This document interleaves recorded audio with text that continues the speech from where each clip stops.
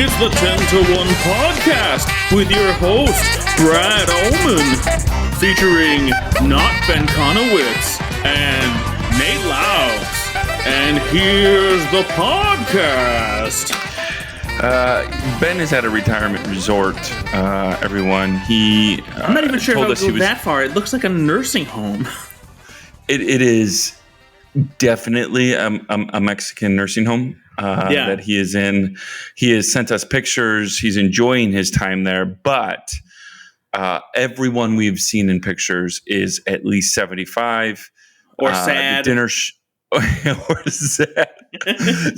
Spreading ashes of their loved ones. It is. He took a picture at what looked like a party, but like it was like there was like 10 people maybe like in this like area on a dance floor with like a big kind of like screen happening, and then there was like all bran at the breakfast bar, and he had like a bowl of fruit in his room. It's I don't know. Which is ironic because of all the things Ben's going to eat, it's not going to be fruit.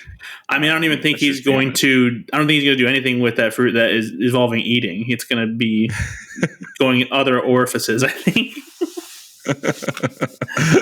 So, speaking of big beefcakes, Josh Brolin was on SNL this week, and third time. Is he a big beefcake? Ever? Is that right? I don't know. He seems. He might just have a big head. Like he's got a substantial head. Have you ever seen him? I mean, he's compared to his body. Yeah, he's a fit man. Like to me, John Cena is a beefcake. That's a beefcake. But like, yeah, did you see him at the Oscars? That dude. Did I? I thought it was almost as if he was photoshopped right in front of us. Yeah, he has like the perfect pelvic like definition. That muscle right there. Yeah, you notice that one too. The one that goes right down to the groin. Ben knows Ben knows what kind of gutters those are. Yeah, he does. But I saw that. I'm like, geez, Louise, dude, you got it going on, and I'm mostly straight, and but that dude, he's got it. He's got whatever it is. He has it. So, it's true. But Josh Brolin. Right. This is Josh Brolin's third time hosting. He hosted back in 2008, which was the year he was in both Milk and W. And then he hosted again in 2012, which is the year he played young Tommy Lee Jones in Men in Black 3. All right. So we host a film podcast as well, Go Flix Yourself, which is our first podcast. Rank those three movies. It's going to be Milk, Men in Black 3, and then W. Okay, does this change at all when I say rank Josh Brolin's performances? Because sometimes, right, some actors' performances are better than the film that they're in. Like they make really good. Because I thought Josh Brolin was fantastic in Men in Black 3. I really did. I thought. Actually, that if we're gonna rank performances, that would be the number one because he's just great as emulating a young Tommy Lee Jones, and he's very very funny in the role. And like he's fine as W, but like that's just a weird movie. Oliver Stone. It's just an odd time to do it. I feel like, and I actually don't even remember much about Josh Brolin's role in Milk, so I can't really rank it. I don't either.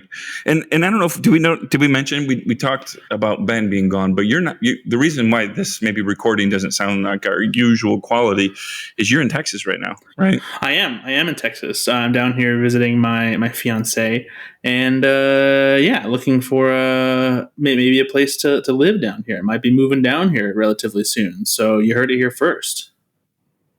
I know. I mean, I just don't know why we had to talk about that. I just thought you were going to say you were visiting me. I'm getting sad now. I mean, we can still have these wonderful conversations online. No, we're done. I know you miss my. All right, so I just like being the small spoon to your big spoon. You know that I've said this many times. But Josh Brolin, what I love about Josh Brolin is he's got this confidence to him that you can tell.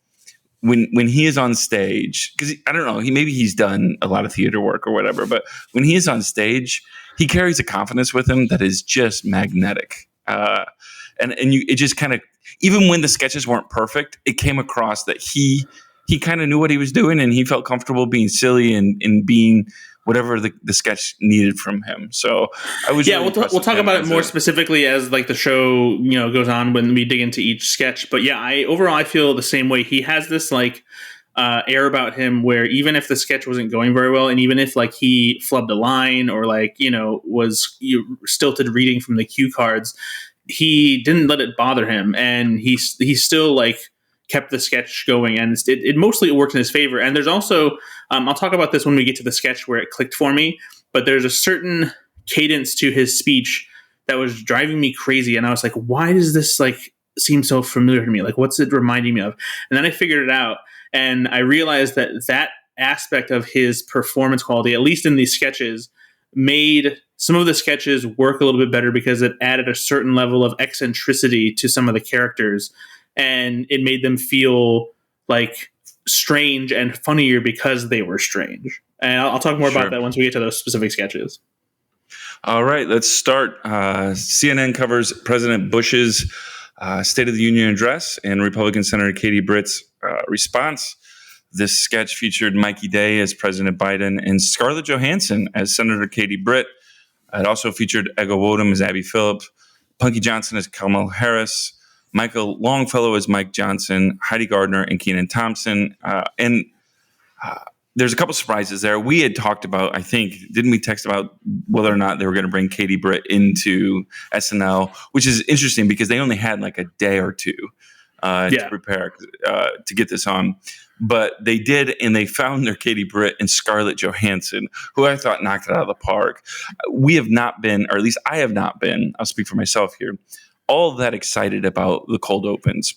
And I thought this was pretty good, honestly. And I thought they found the right markings for parody. I thought bringing Scarlett Johansson in and not having like Chloe Fineman, who could probably do it, though she's usually a little more cartoonish in her impressions. But I thought that was a good step. I thought, it made me laugh, which I haven't done a lot in cold open. What did you think of this one? Yeah, this one mostly worked for me. I'm still not a fan of Mikey Day's Joe Biden.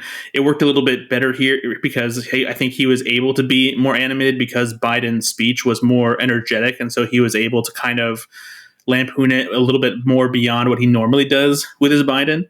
And then you have like the little subtle touches in the background of Michael Longfellow just constantly shaking his head as Mike Johnson, who looked like a fucking weeble wobble throughout the entire State of the Union address.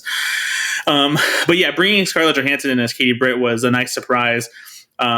She's an Oscar-nominated actress, and so that's a cool thing to do. It, follows in the footsteps of them bringing Alec Baldwin as Donald Trump and several of the other stunt casting bits that they've done. And it's a little bit easier because, she's Colin Jost's wife. So it's pretty easy to get her in there.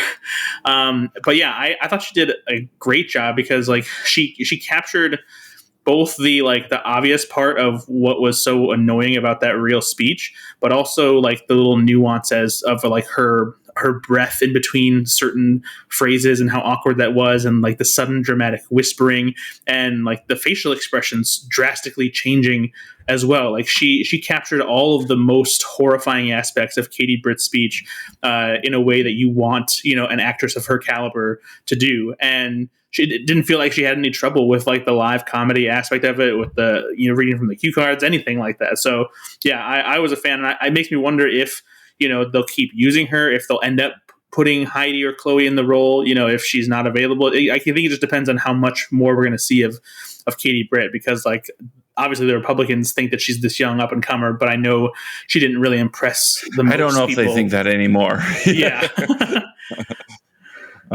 But it was a quick turnaround to get this written. They did a good job with it. If you go to r/live from New York on Reddit, which is probably the largest SNL subreddit, you'll see them compare. They've got these images where they're comparing Scarlett Johansson and Katie Britt's performances and the nuances that Scarlett Johansson brought to, just in like her facial shapes, the way she moves her head. It was a very nuanced and actually incredible performance from Scarlett Johansson to take some of those things. And I don't know if she was coached on that or if she picked them up herself, but really well done, I thought. Yeah, that's what I said. Well, I think people needed to hear it from me. So, monologue. Oh, wait, by the way, I was going to ask you. So the State of the Union has been on SNL as a sketch 4 times. Who are the other presidents? Gosh, that's a good question. And do you know? Yeah. If you don't know, I can let you know. But let me tell you this: there's 3 presidents. One of the presidents was done twice, and I can tell you the actor too, if that would help. The one that did it. You want me to give it to you? No, hold on. I'm gonna guess that it's George W. Bush, and that's probably the one they did twice. And I think the other one maybe is Donald Trump. No, they never did a Donald Trump State of the Union that I can tell anyway from SNLarchives.net. What they did was in 1978 and 1979, they had Dan Aykroyd do Jimmy Carter. John Belushi was Tip O'Neill. Bill Murray was Walter Mondale.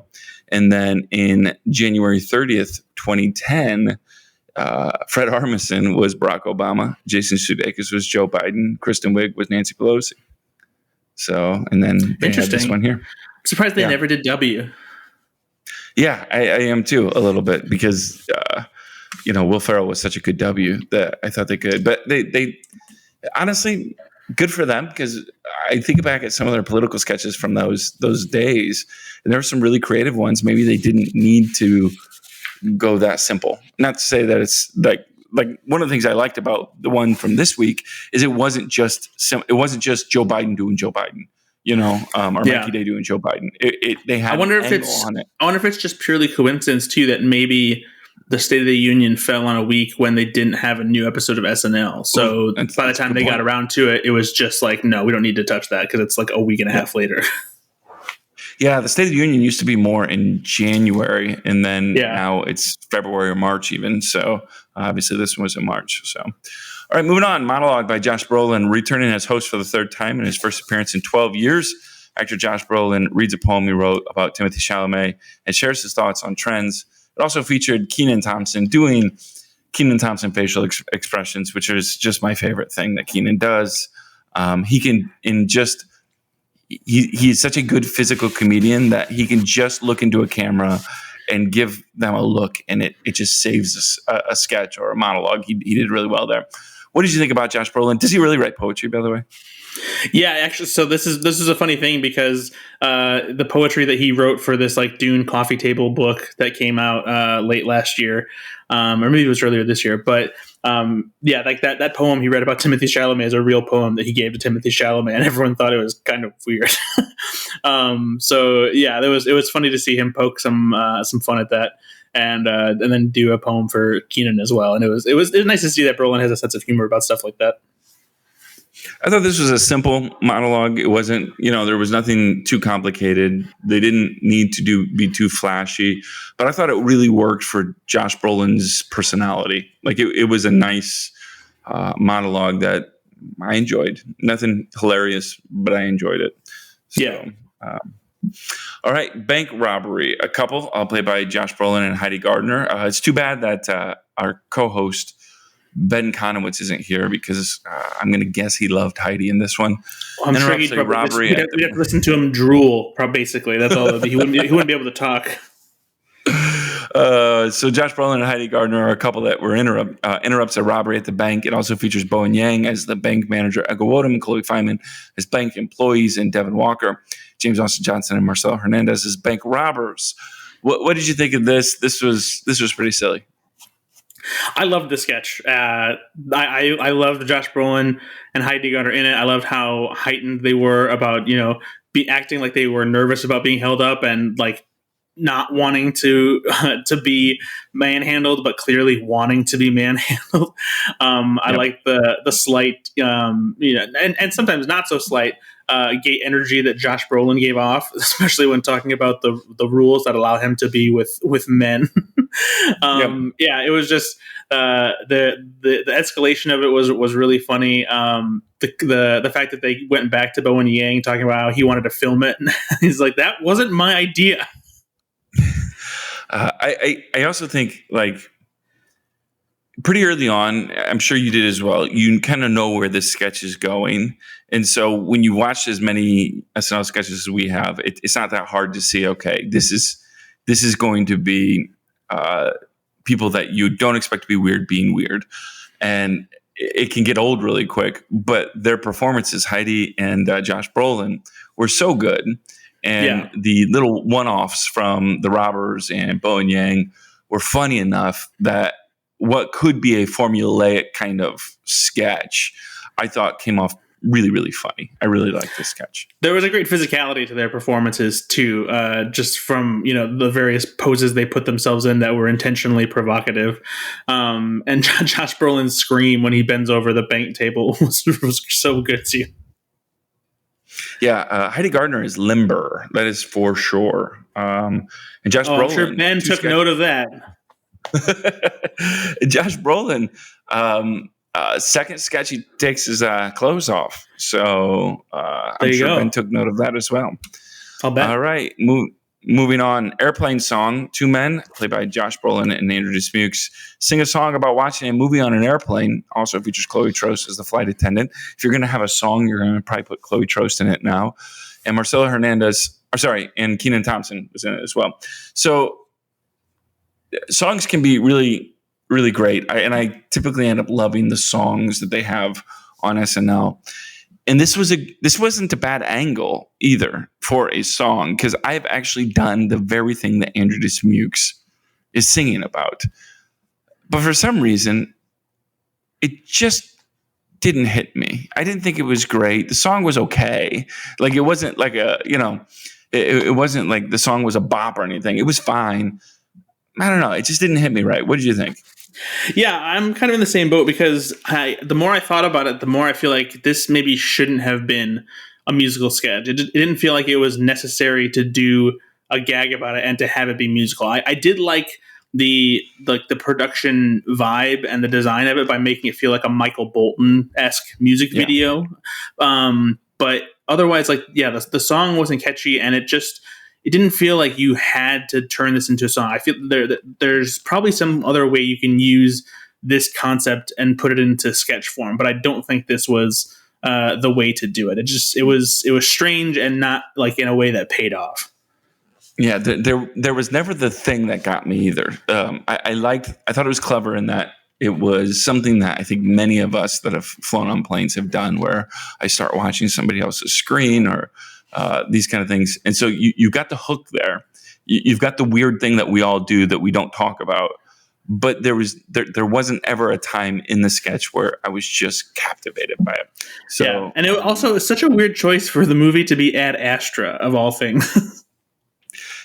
Was that the funny thing though? I mean, was that let's make it Ad Astra?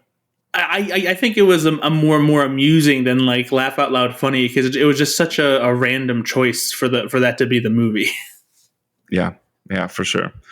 But whatever. I don't think it was bad. Just not my favorite song. And then also putting Chloe Trost at the end there to just do like a vocal run.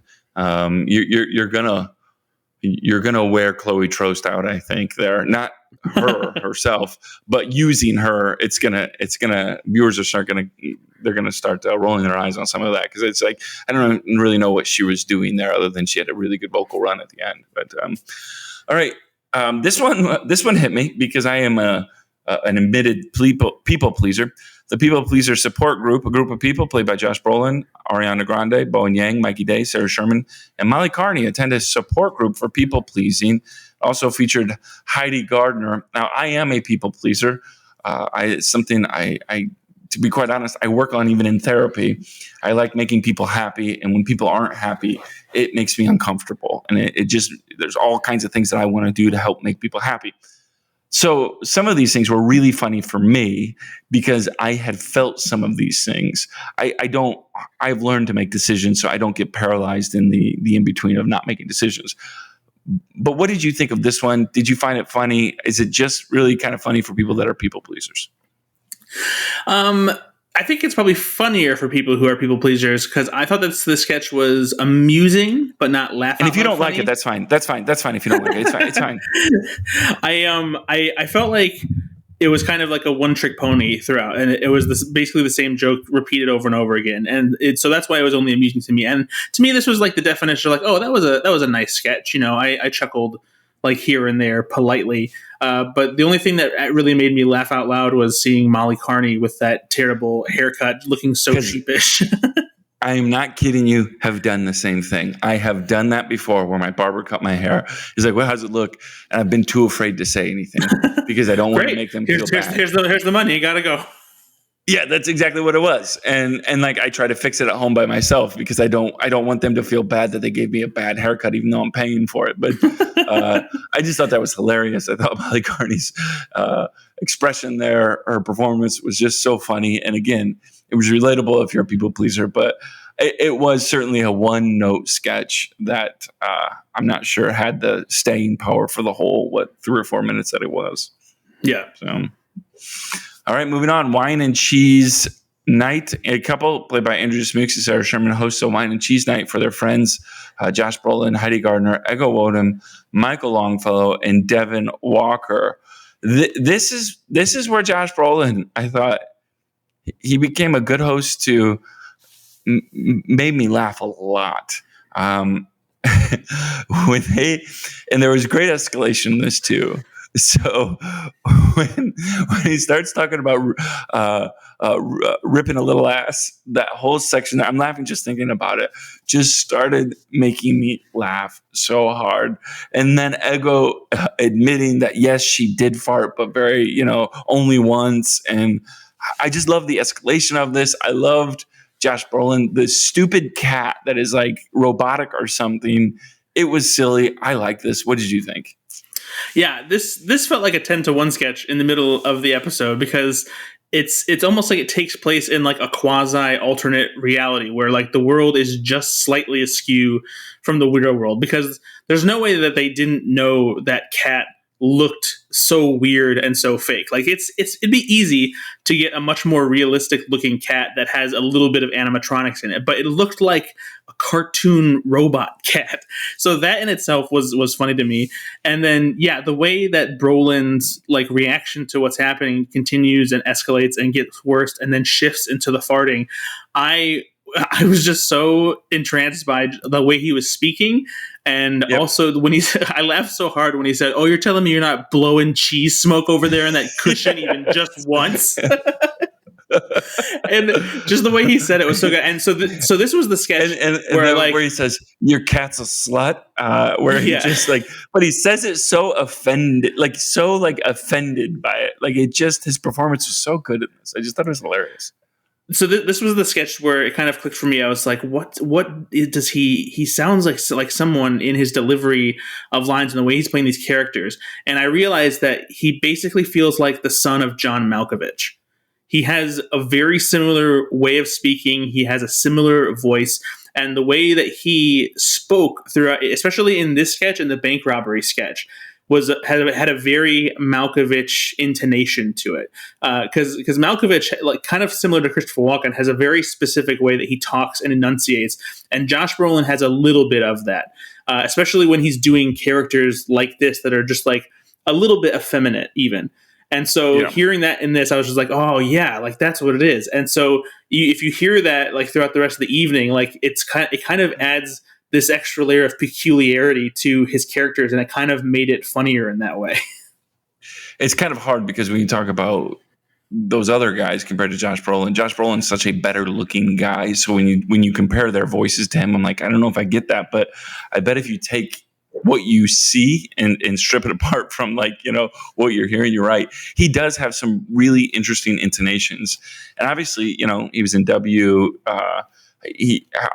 I wonder if he's a skilled or at least somewhat of an amateur impressionist as well, because he seems to be able to make his voice do certain things.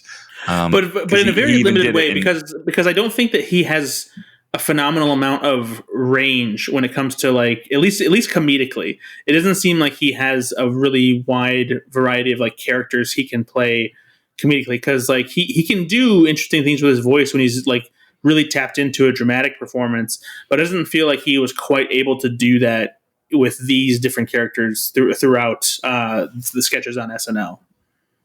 Yeah, I just want to give a shout out. I don't know who the writers were on this one. I'm going to guess it was Sarah Sherman had something to do with it. I don't know, but because it was pretty weird. But I want to give a shout out because wonderful use of escalation. I was not expecting the fart jokes to come in there, and I'm 42 years old, and fart jokes still make me laugh. So, and I'm going to be adding blowing cheese smoke to my repertoire for sure.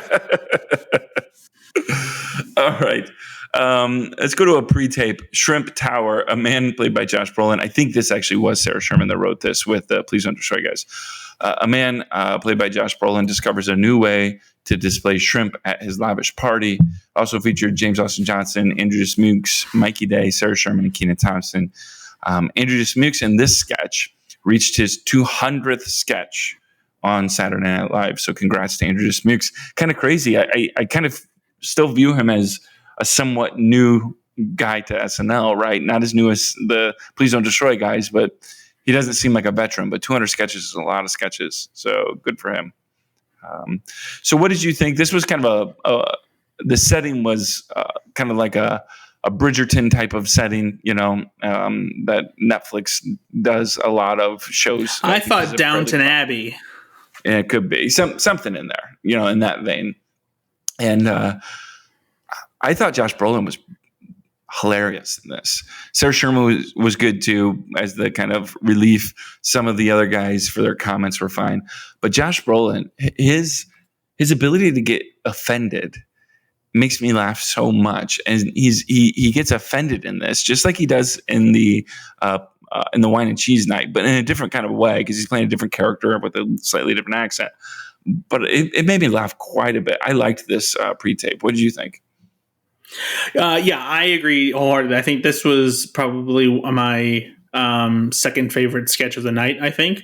And yeah, the way Josh Brolin plays it is good. And I think that when he's given a chance, like in pre-record, to perfect a character, then he has a little bit more flexibility as far as his portrayal.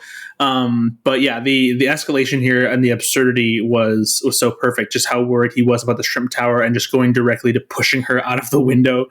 And I love the casual nature with which he chucks that champagne bottle out the window to knock her off the tree when she's trying to get back up. Yeah, just perfect combination of Sarah Sherman and Please Don't Destroy his comedic sensibilities in this one. Yeah, I thought this was a really well written, really well pulled off, silly enough that, Sarah Sherman's kind of coming back at the end there where you kind of think he's maybe killed her or something. And, I love you. It's your commitment to protect these shrimp is showing me that you love deeply or something. It was just, I really loved it. I thought it was great. All right, let's move on to Shonda Talk Show. A woman played by Heidi Gardner goes on a talk show to find out if her boyfriend, played by Josh Brolin, is cheating on her. Also featured Ego Wodum as Shonda and Punky Johnson, Marcelo Hernandez, Sarah Sherman, and Kenan Thompson as audience members. I don't think they've done Shonda before, have they? This isn't like a recurring, is it? I didn't think it was anyway. No, I don't think that they've done this specific talk show before. So the whole kind of, if you've watched SNL or if you didn't, the whole premise of the joke for this sketch is Heidi Gardner's talking about, kind of the deadbeat boyfriend she has. And she finds out then as Josh Brolin comes out, he's in a wheelchair, an automated wheelchair, and she broke his neck.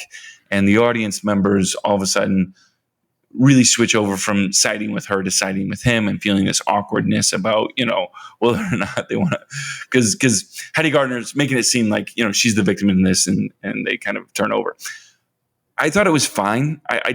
There was some funny lines in here, but it had no escalation to me. It just kind of, you saw where it was going and it was like paint by numbers. Okay. So I know there's 4 more cast members that is sitting in the audience. So I know there's going to be 4 more times where they're going to go, nope, I'm out kind of thing, and said in a different way. And whenever I know that a sketch is going to just follow a formula and I've figured the formula out too early, I can't enjoy it that much. What did you think? Yeah, I thought that so there was a sketch that we talked about a while back when Adam Driver hosted SNL where there was a long lead into a great payoff. And it was a sketch that didn't make it to air, and that's part of the reason it didn't.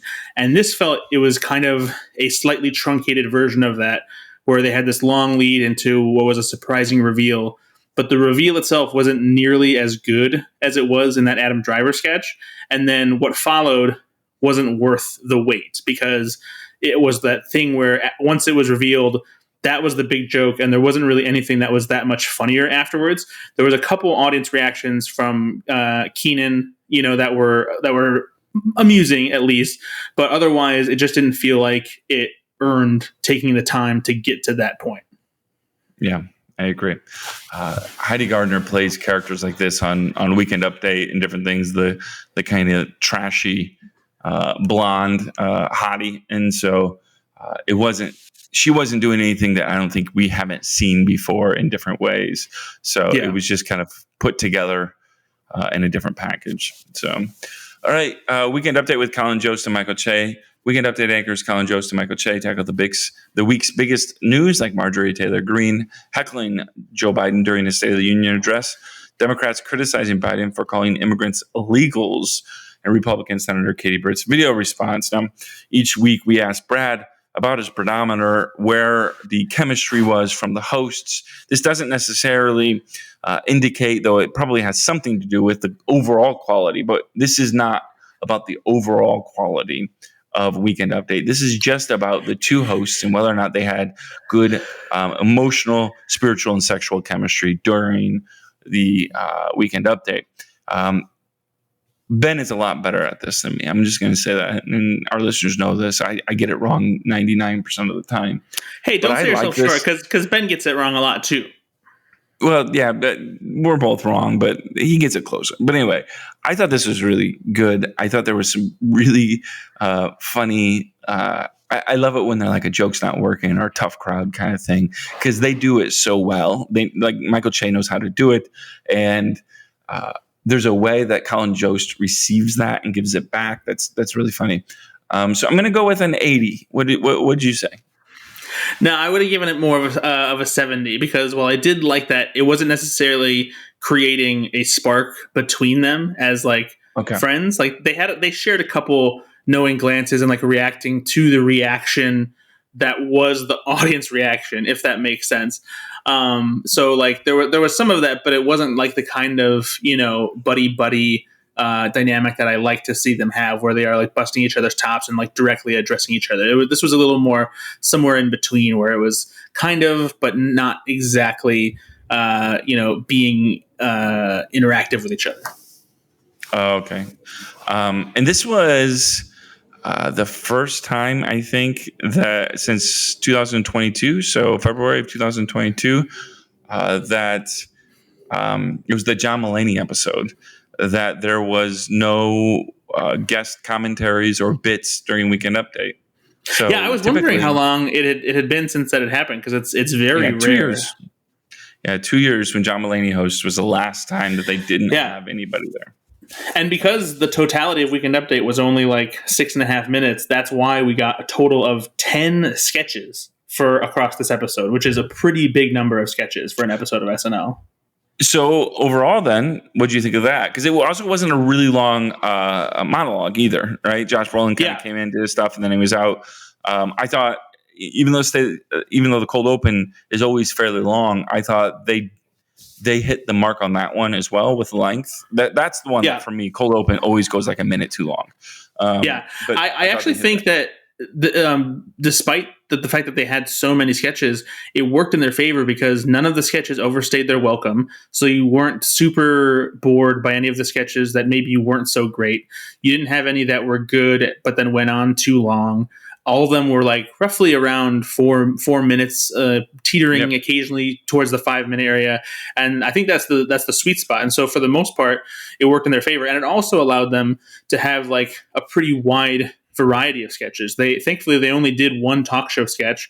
They didn't do a game show sketch, which was surprising considering the number of sketches they fit in.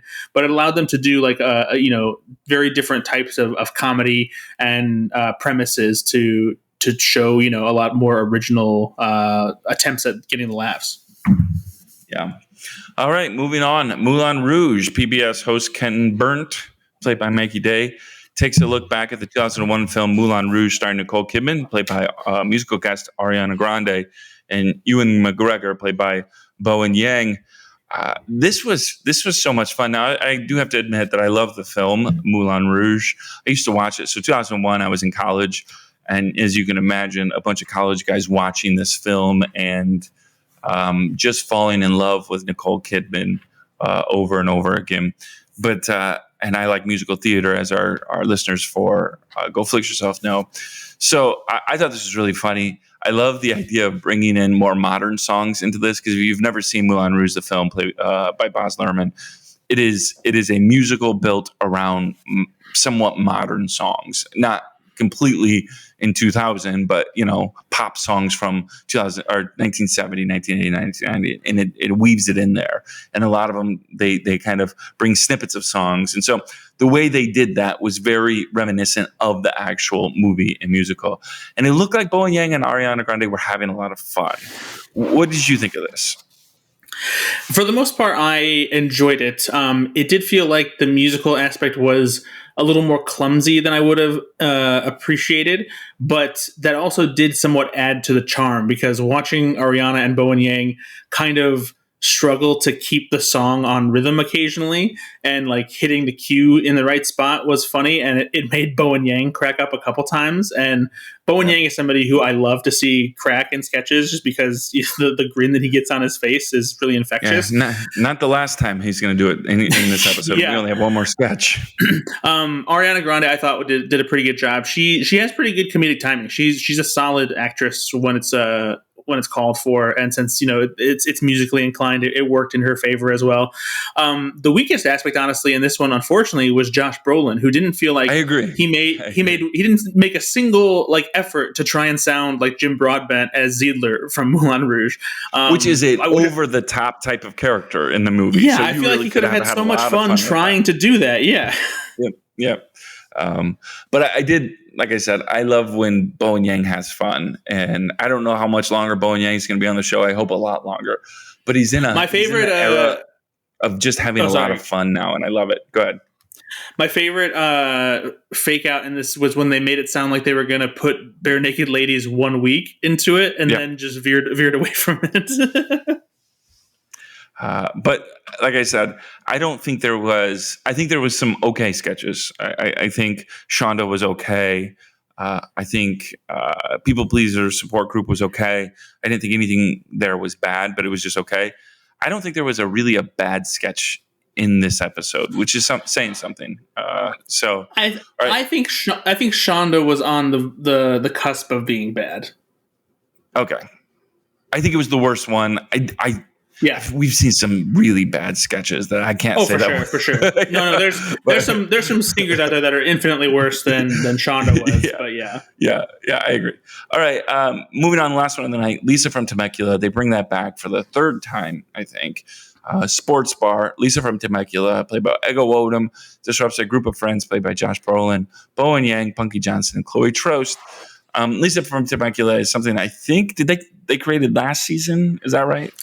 I think it was last season. It was with Pedro Pascal was the first one. So yeah, so they had Pedro Pascal on, and then they had Ana de Armas on it as well in April of 2023, and then they bring it back almost a year later here, and they're I think we talked about this in the Ana de Armas sketch.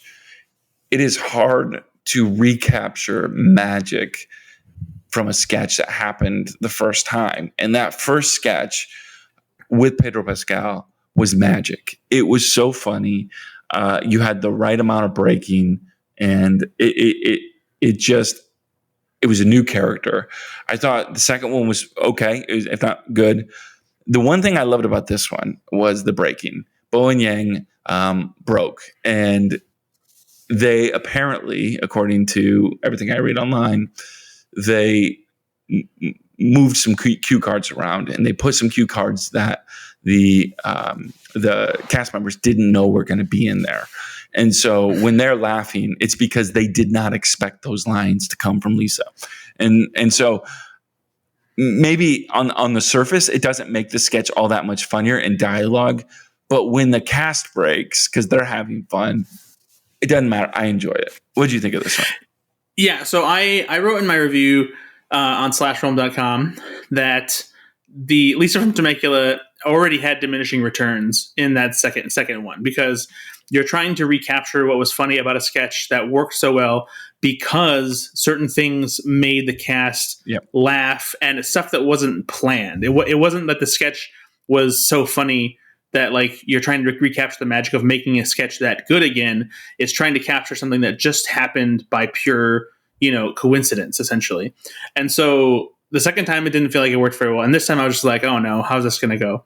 And I still do think that the character herself is not necessarily better, because it feels like it's getting more contrived as to how they're going to figure out how they're going to make the table shake uncontrollably and have it make sense. And so this time it's her trying to erase a check with an erasable pen, which is fine. It's silly enough that it still works. But for me, what saved it, like you said, is the fact that they broke, and Bowen Yang cracked up more than I have ever seen, I think, a cast member like downright laugh at a joke. Maybe other than Bill Hader as Stefan. He guffawed when Ego Nwodim said Negro Divergent. Like, he could not hold it in. He laughed out loud, and like it was so funny and such a genuine moment that like it brought me back around on it. I agree. It was. It isn't. The era of, or like the time of catchphrases isn't really, it's past. It's not a big deal anymore. And so this is a sketch that kind of involves, like you said, a certain type of physical comedy that was really popular in the 90s. This is like a Chris Farley thing, right? Where you just Chris Farley go in there and break another table and everyone laughs, right? And that type of humor doesn't do as well anymore. I still laugh at it, and I laugh at Chris Farley when I watch the clips still. But it is not the we talked about this before. Weird kind of humor usually does better. If you look at different other sketch comedy shows, weird usually does better, especially with a younger audience. But if you're going to do this, have fun with it. And they did. And so, I enjoyed it. Bowen Yang said Alex English changed the cue cards after dress rehearsal, and he is going to hell for it on his Instagram. That's so great, because I wrote in my review that I was like, there's no way that they didn't change like at least this line on Bowen, because his laugh was too like loud and spontaneous for him to know that line was coming. It was John Mulaney used to do that for Stefan, right? Yeah, with where he'd change the lines, and that's where you get so much of the joking. SNL cast members like to laugh, and so they get so good at their job where they perform so well. But they're also silly people usually, and so when they're having fun, it's just good. It's fun to see it come out, and it's something that they don't do like a lot to like make it an easy laugh, or like to try and mix things up. Like, it happens very, very rarely, and so when it happens and it works as well as it does, you get a great moment like this. Yeah, because you run the risk also of the Pete Davidson, Jimmy Fallon thing, where you start breaking in a sketch where you think it's not going that well, and the breaking, then you think that that's going to make the audience laugh if you break, but you could see through it, right? If you watch it, you could see through that this is not a genuine break. It is just them trying to play up a little bit. But when Bowen Yang did it, it was certainly, he was having fun, and it was he was losing it. All right, next, a man played by Josh Brolin gets offended when a group of people played by Sarah Sherman, Chloe Feynman, Marcelo Hernandez, and Andrew Dismukes want to try something different for lunch. This I thought was a funny sketch for the first 2 minutes. And then the next 2.5 minutes, I thought it was only just okay.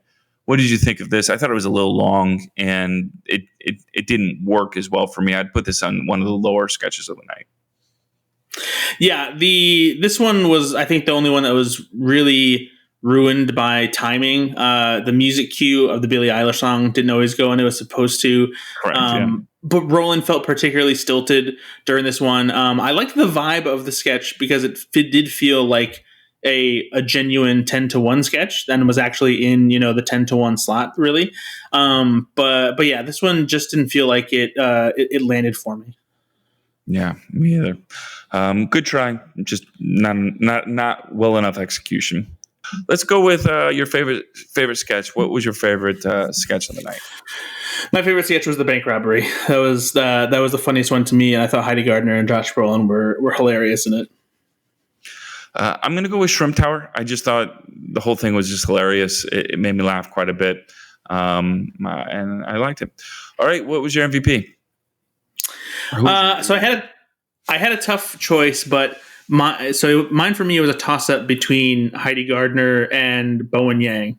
I think Heidi Gardner probably gets it because she had a little bit more of a prominent role to play, and she was funnier in bigger roles. But Bowen Yang's brief appearances were also funny enough that it still like stuck with me after watching the entire episode. So yeah. Yeah, let's go through and read the sketches that each one of them were in. Obviously, State of the Union, Heidi Gardner played Marjorie Taylor Greene. She was in Bank Robbery, played a really prominent role in that one. Really was one of the funniest parts of that. She was the moderator in the People Pleaser support group. She was one of the guests in the Wine and Cheese Night. Again, in both of those, she's not the major feature, but she certainly was part of that. And then she's the major kind of feature in Shonda. Heidi Gardner was also in Sandwich King as the mother. And then we've got Bowen Yang. And let me do this one real quick. I'm using SNLarchives.net, a great site if you're an SNL fan to go through. We got Bowen Yang as the manager in Bank Robbery, which, again, not as big as Heidi Gardner, but he's still hilarious in it. And he's Charlie in the People Pleaser support group. He is Christian in is that how? No, how do they say that in Moulin Rouge? Yeah, it's Christian. It's Christian. Okay, and the movie musical masterpieces, and then he is the friend in Lisa from Temecula. Going through that, I actually had Bowen Yang as number one, but going through that, I agree. Even in Lisa from Temecula, Bowen Yang's best part about that is breaking, and he does it very honestly and funnily, but like it is not necessarily. He's not carrying that sketch. So I'm going to go with you. I'll go with Heidi Gardner as well. I thought she had a really, really good night, but Bowen Yang did as well.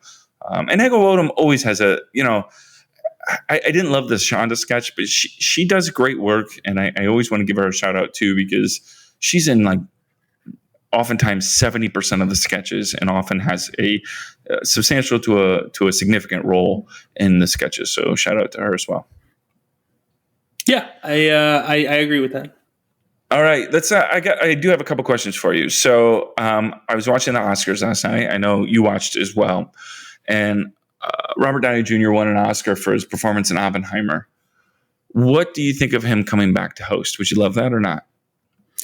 Yeah, of course. That would be amazing to have him host again. Has he not hosted like at all recently? I'm going to look this up, but I don't. He hosted once.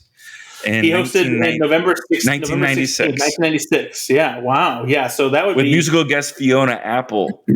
Yeah. Oh, that was the episode that Bob Dole and Elizabeth Dole and Evander Holyfield made a cameo. I remember that episode. Wow, that's a deep cut. But yeah, I would love to see him come back and host, especially considering his history with Saturday Night Live and the success he's reached now. They have so many opportunities to do a lot of fun things with him. So yeah, to have him come back, maybe he's just not interested. Maybe he's been too busy. But yeah, if there was ever a time to do it, like now would be a great time. That's what I figured. I was watching it. I'm like, you know what? He is the first SNL cast member to win an Oscar award. So I thought it'd be fun. It'd be fun to have him back as a host. Also, it's been 7 years, I think, going on 7 years since Ryan Gosling was on. Love to bring him back as well.